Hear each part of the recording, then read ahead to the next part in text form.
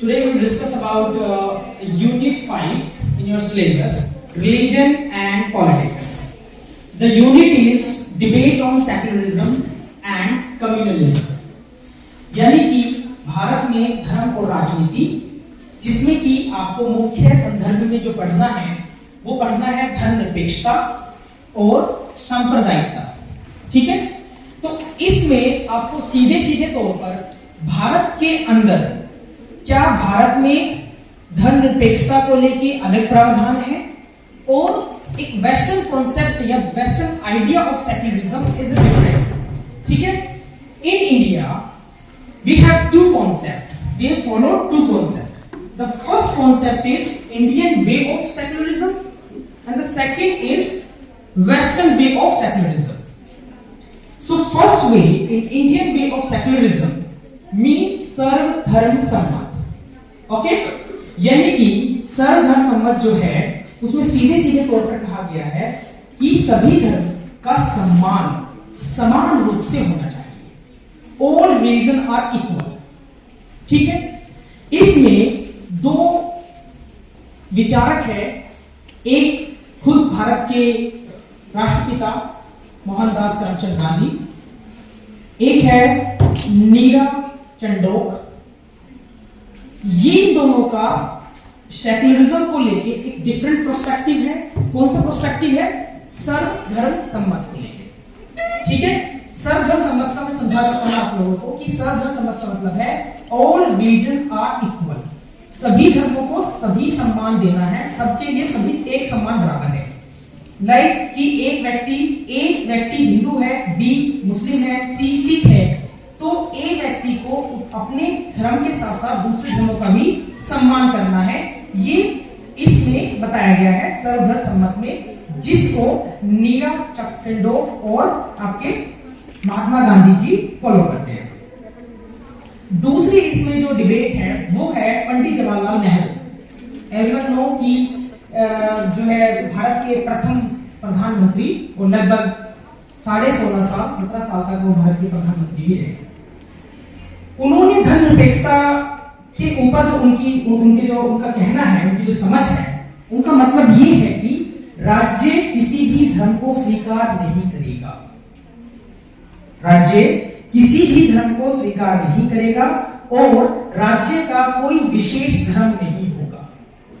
तो यहां यह शब्द कह देना मात्र काफी है कि पंडित जवाहरलाल नेहरू धर्मनिरपेक्षता की एक अखंड भूमि बनाने की कोशिश कर रहे हैं, जहां पर वो ये बताने की कोशिश कर रहे हैं कि किस तरीके से भारत के अंदर किसी धर्म को विशेष दर्जा प्राप्त नहीं है, चाहे वो बहुमत में हो चाहे वो अल्पमत में हो, बहुसंख्यक हो या अल्पसंख्यक हो. ठीक है, चाहे वो हिंदू हो, चाहे वो मुस्लिम हो, चाहे वो सिख हो, चाहे ईसाई हो, सभी धर्म आपस में सम्मान है, समान है. All religion are equal. तो थर्ड डिबेट बिटवीन कम्युनलिज्म और सेक्युलरिज्म, जिसमें सबसे अच्छे तरीके से बात करते हैं राजीव भार्गव. राजीव भार्गव ने 3 कॉन्सेप्ट दिए हैं, 3 परिभाषाएं देने की कोशिश की है. जो पहली परिभाषा दी है वो दी है hyper, the second with in ultra and third one is a contextual.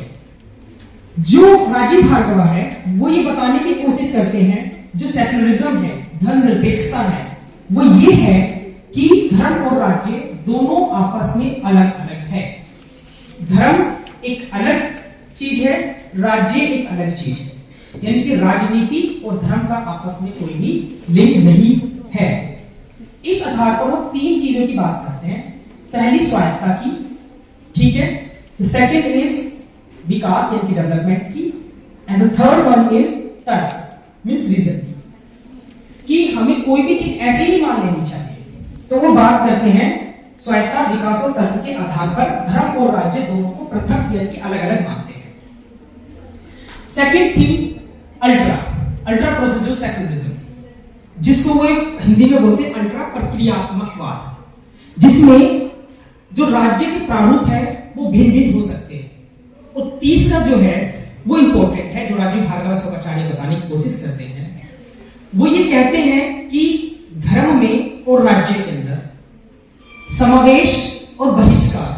दोनों हो सकते हैं, यानी कि समावेश भी हो सकता है और बहिष्कार भी हो सकता है। ठीक है। सेकंड थिंग, जुड़ाव भी हो सकता है और उदासीन भी हो सकते हैं। जैसे कि हिंदू, मुस्लिम, सिख, ईसाई आपस में एक भाई भाई भी बन के रह सकते हैं, कोई मना नहीं है संविधान के अंदर। ठीक है। और ये तीनों, ये चारों, पांचों, 6, 7, 8, 10 या जितने भी रिलीजन हैं, अनलिमिटेड जितने भी रिलीजन हैं, वो अलग अलग भी रह सकते हैं। लाइक हिंदू अलग रहना चाहता है, अलग रहे, लेकिन वो अलग रहे, लेकिन किसी तीसरे रिलीजन में इंटरफेयर ना करे, ना ही उसको बुरा कहे। तो ये जो प्रोस्पेक्टिव था, ये राजीव भार्गवा का था।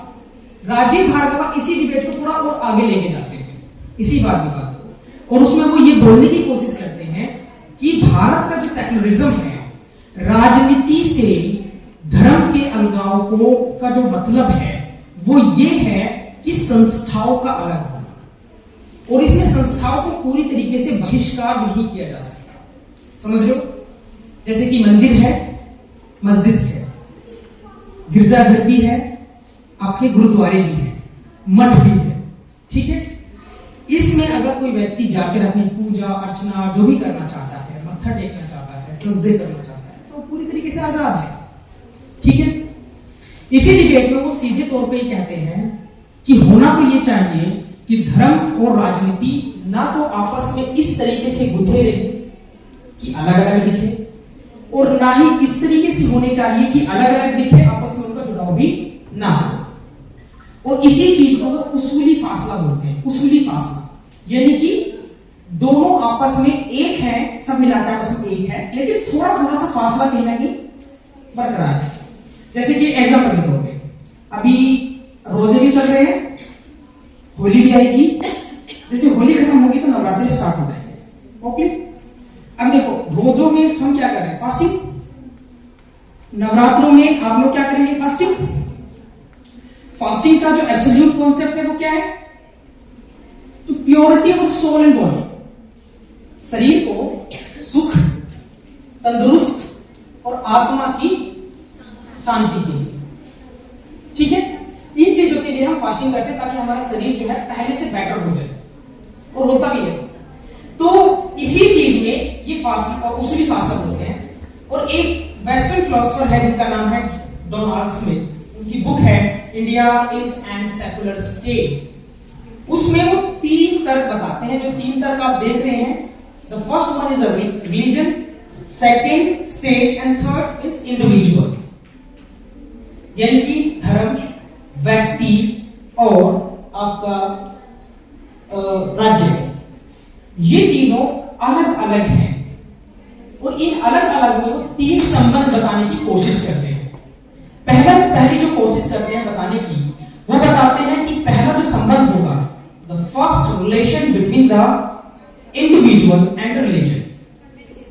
इंडिविजुअल एंड रिलीजन में वो कहते हैं कि व्यक्ति राज्य के किसी भी दबाव के बिना, व्यक्ति जो है राज्य के, जो राज्य है जो भी है, उसमें किसी भी दबाव के बिना व्यक्ति को किसी भी धर्म का दावेदारी मान सकता है, किसी भी धर्म को मान सकता है। तो यहां पर क्या है? व्यक्ति और राज्य, व्यक्ति और धर्म आपस में जुड़े हुए हैं। यहां एब्सेंट कौन है? राज्य। ठीक है।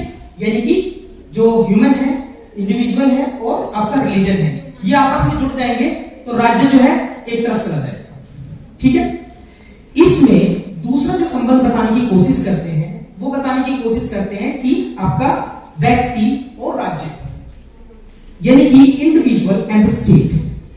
इसमें बात करते हैं कि व्यक्ति और राज्य के जो बीच में धर्म का स्थान नहीं होता। जब व्यक्ति और राज्य आ जाएंगे तो अब धर्म का कोई स्थान नहीं रहेगा।